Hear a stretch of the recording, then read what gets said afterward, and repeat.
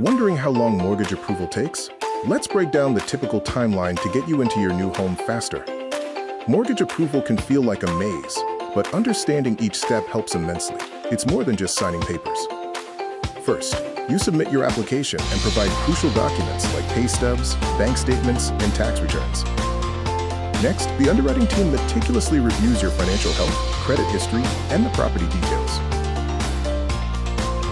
An appraisal determines the home's value, while a title search ensures a clear ownership history, preventing future disputes. Once everything checks out, you receive final approval and the closing disclosure, outlining all loan terms and costs. Typically, the entire process, from application to closing, takes about 30 to 45 days.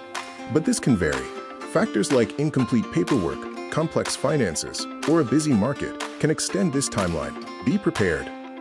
To speed things up, have all your documents ready, respond quickly to requests, and don't hesitate to ask your lender questions.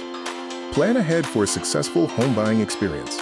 For personalized guidance, contact Philip Deuce at 925-922-7741 or visit deucemortgage.com for a free consultation.